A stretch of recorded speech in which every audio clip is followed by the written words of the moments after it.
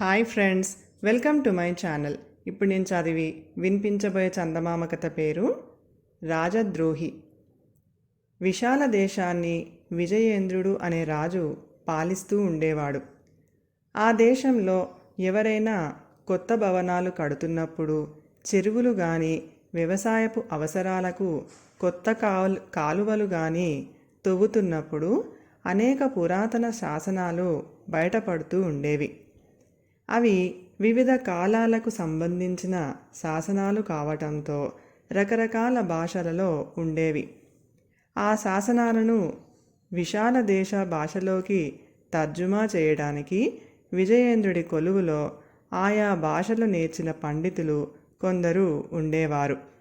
ఆ శాసనాల వల్ల రాజు ఆ కాలం నాటి పరిపాలనకు సంబంధించిన అనేక కొత్త విషయాలు తెలుసుకునేవాడు. కొన్ని శాసనాల ఆధారంతో ఎక్కడో దాచిన రహస్య నిధులు కూడా వెల్లడవుతూ ఉండేవి. ఒకసారి విశాల దేశ రాజధాని కమలాపురిలో కొత్తగా రామాలయాన్ని కట్టేందుకు పునాదులు తవ్వుతూ ఉండగా సింధూర దేశ భాషలో కొన్ని పురాతన శాసనాలు బయటపడ్డాయి. మంత్రి వాటిని రాజుకు చూపించాడు. రాజు విజయేంద్రుడు వాటిని పరీక్షించి, ఇది సింధూర దేశ భాష అనే దాంట్లో సందేహించవలసింది ఏమీ లేదు. నేను గురుకులంలో విద్యాభ్యాసం చేసే రోజుల్లో ఆ దేశ సామంతుడి కుమారుడు ఒకడు నాకు సహాధ్యాయిగా ఉండేవాడు. కానీ దీన్ని తర్జుమా చేయగల పండితుడు మన ఆస్థానంలో ఉన్నట్టు లేడే అన్నాడు. లేకేం మహారాజా, పారసిక సింహళ భాషలు తర్జుమా చేసే భూషణ పండితుడు సింధూర దేశ భాషను కూడా తర్జుమా చెయ్యగలడు అన్నాడు మంత్రి.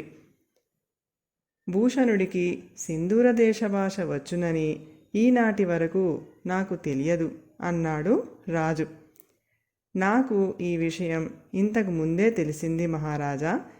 ఈ శాసనాలు తీసుకొని తమ దర్శనానికి వస్తూ ఉండగా భూషణ పండితుడు దారిలో తటస్థపడి తనకు సింధూర దేశ భాష కూడా తెలుసునని చెప్పాడు అన్నాడు మంత్రి. అలాగా మన ఆస్థాన పండితులను గురించి కొన్ని ఫిర్యాదులు వస్తున్నవని మీకు లోగడ చెప్పాను. వాళ్ళు తమ విద్యను, పలుకుబడిని స్వార్థానికి ఉపయోగించుకుంటున్నారట. ఇందులో ఉన్న నిజానిజాలను గురించి తెలుసుకునేందుకు మీరేమైనా ప్రయత్నించారా అని అడిగాడు రాజా విజయేంద్రుడు. మంత్రి మందహాసం చేసి, ఇవన్నీ గిట్టని ఎవరో పామరులు మన పండితులపై ఈర్ష్య కొద్దీ చేసే ఫిర్యాదులు, అంతకన్నా మరేమీ ఉండదు మహారాజా అన్నాడు. సరే, భూషణ పండితుణ్ణి ఒక వారం గడిచాక వచ్చి నన్ను కలవమనండి అన్నాడు రాజు. వారం గడవగానే భూషణ పండితుడు రాజును చూడవచ్చాడు. రాజు అతడికి ఏవో పాత రాగి రేకులు ఇస్తూ, నిన్న మన రాజభవనం ఆవరణలో మొక్కలు నాటుతున్న తోటమాలికి ఇవి దొరికాయి. ఇది కూడా సింధూర దేశ లిపిలా కనిపిస్తున్నది. ఇందులో ఉన్నది ఏమిటో చెప్పండి అన్నాడు.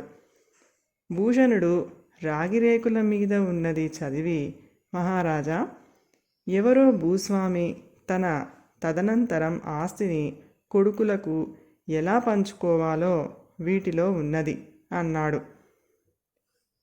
అంతేనా? ఇక మీరు వెళ్ళవచ్చు. అవసరం పడితే మళ్ళీ కబురు చేస్తాను అన్నాడు రాజు. భూషణ పండితుడు వెళ్ళిపోయాక ఆయన మంత్రిని పిలిపించి, మన నగరానికి దక్షిణాన ఉన్న శ్మశానంలో ఒక పెద్ద ఊడల మర్రి ఉన్నది. అక్కడికి మన భటులను వెంటనే పంపండి. అటుగా భూషణ పండితుడు కనుక రావటం జరిగితే అతన్ని బంధించమనండి అని చెప్పాడు. మంత్రి గుణశేఖరుడికి కలిగిన ఆశ్చర్యం అంతా ఇంతా కాదు. అది గమనించిన రాజు అతడితో, ముందు నేను చెప్పినట్లు చెయ్యండి. ఆ తర్వాత మీకే పండితుల ఫిర్యాదులకు ఉన్న విలువ పామరుల ఫిర్యాదులకు కూడా ఉంటుందని తెలుస్తుంది అన్నాడు. ఆ సాయంత్రమే భటులు బంధించిన భూషణ పండితుణ్ణి వెంటపెట్టుకొని మంత్రి రాజు దగ్గరకు వచ్చి, మహారాజా, ఈ భూషణుడు ఊడలమర్రి దగ్గర పలుగు పారలతో వచ్చి మన భటులకు దొరికాడు అన్నాడు. రాజు భటులకు భూషణుణ్ణి ఖైదులో పెట్టమని చెప్పి మంత్రితో, భూషణుడు దొరికిన కొన్ని శాసనాల్లోని అసలు విషయం దాచి అనేక రకాలుగా ధన సంపాదన చేస్తున్నట్టు కొందరు నాకు చెప్పారు. 4 రోజుల క్రిందం సింధూర దేశం వాడైన నా గురుకుల సహాధ్యాయి వచ్చాడు. అతడి చేత కొన్ని రాగి రేకుల మీద శ్మశానంలోని ఊడలమర్రి దగ్గర 1,00,000 వరహాల నిధి ఉన్నట్టు రాయించాను. వాటిని తోటమాలికి దొరికినవని చెప్పి భూషణుడికి చూపించాను. అతడు అవేవో ఒక భూస్వామి ఆస్తికి సంబంధించిన వివరాలు అంటూ నాకు అబద్ధం చెప్పాడు. తరువాత లేని నిధి తవ్వి తెచ్చేందుకు వెళ్ళి మన భటులకు దొరికాడు అన్నాడు. మంత్రి, మహారాజా, ఇది ఒక రకంగా నాకే కాక మన కొలువులోని పండితులందరికీ కూడా మంచి గుణపాఠం. భూషణుడి రాజద్రోహానికి యావజ్జీవ కారాగారమే తగిన శిక్ష అన్నాడు. కథ సమాప్తం. ఈ కథ కనుక మీకు నచ్చినట్లయితే ప్లీజ్ లైక్ చేయండి, షేర్ చేయండి. మరిన్ని మంచి మంచి కథల కోసం మా ఛానల్ని సబ్స్క్రైబ్ చేసుకోండి. Thank you.